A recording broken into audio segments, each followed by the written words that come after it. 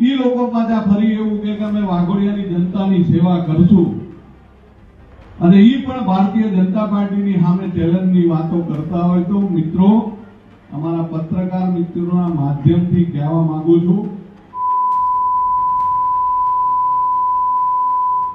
એટલે એવો કોઈ પ્રયત્ન કરતા નહીં।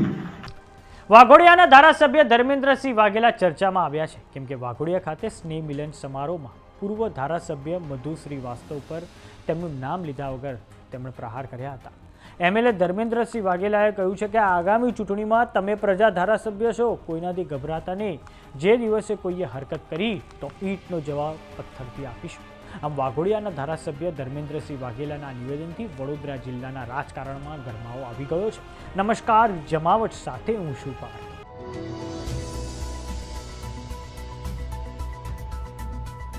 વડોદરા જિલ્લાના વાઘોડિયાના 5 દેવલા ખાતે જિલ્લા પંચાયતની બેઠકને લઈને સ્નેહ મિલન કાર્યક્રમ યોજાયો હતો। તો હવે આ સ્નેહ મિલન કાર્યક્રમમાં ભાજપના એમએલએ ધર્મેન્દ્રસિંહ વાઘેલાના એક નિવેદનથી રાજકારણ ગરમાઈ ગયું છે। તેમણે નામ લીધા વગર પૂર્વ ધારાસભ્ય મધુ શ્રીવાસ્તવ પર પ્રહારો કર્યા હતા અને કહ્યું છે કે આગામી સમયમાં જ્યારે જિલ્લા પંચાયતની ચૂંટણીઓ આવી રહી છે ત્યારે 2022ની ચૂંટણીઓમાં જેણે ડિપોઝિટો ગુમાવી દીધી હતી એ લોકો હવે ફરી પાછા કહે છે કે અમે વાઘોડિયાની જનતાની સેવા કરીશું।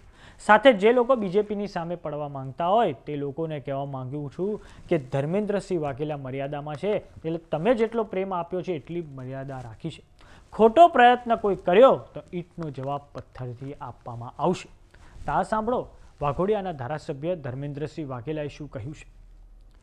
ત્યારે 2022માં જેને ડિપોઝિટો ગુમાવી હતી ઈ લોકો પાછા ફરી એવું કે અમે વાઘોડિયાની જનતાની સેવા કરશું અને ઈ પણ ભારતીય જનતા પાર્ટીની સામે ચેલેન્જની વાતો કરતા હોય તો મિત્રો અમારા પત્રકાર મિત્રોના માધ્યમથી કહેવા માંગુ છું એટલે એવો કોઈ પ્રયત્ન કરતા નહીં। ધર્મેન્દ્રસિંહ વાઘેલા નથી બોલતા, એ માત્ર ને માત્ર મર્યાદામાં છે અને તમે બધાએ મને જે પ્રેમ આપ્યો છે એની મર્યાદા રાખો। બાકી જે દિવસે તમે કોઈ એવો પ્રયત્ન કરવા જશો તે દિવસે આ ધર્મેન્દ્રસિંહ ઈંટનો જવાબ પથ્થરથી આપશે। આ તમારા માધ્યમથી કહેવા માંગુ છું। વાત કરીએ વાઘોડિયાના પૂર્વ ધારાસભ્ય મધુ શ્રીવાસ્તવની તો તેઓ 2002 થી 2017 સુધી ભારતીય જનતા પાર્ટીમાંથી ચૂંટાતા આવ્યા હતા ધારાસભ્ય પદે।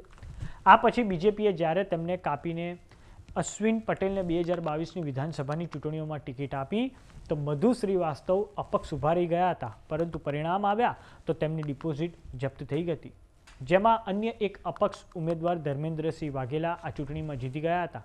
આ પછી 2024માં ધર્મેન્દ્રસિંહ વાઘેલા ભારતીય જનતા પાર્ટીમાંથી પેટા ચૂંટણી જીતીને તેઓ બીજેપીમાં જતા રહ્યા હતા। તો હવે ધર્મેન્દ્રસિંહ વાઘેલાએ મધુ શ્રીવાસ્તવનું નામ લીધા વગર વાઘોડિયાના એક સ્નેહ મિલન સમારોહમાં મધુ શ્રીવાસ્તવ પર આકરા પ્રહાર કર્યા છે। તો ધર્મેન્દ્રસિંહ વાઘેલાના આ નિવેદનને લઈને તમારું શું માનવું છે અમને કોમેન્ટ બોક્સમાં લખીને જરૂર જણાવો। જો તમે અમને યુટ્યુબ પર જોઈ રહ્યા તો સબસ્ક્રાઇબ કરો, જો તમે અમને ઇન્સ્ટાગ્રામ અને ફેસબુક પર જોઈ રહ્યા તો ફોલો કરો। સાથે જ અમારી વોટ્સએપ ચેનલ આવી ગઈ છે, જોઈન કરવાનું ના ભૂલતા। નમસ્કાર।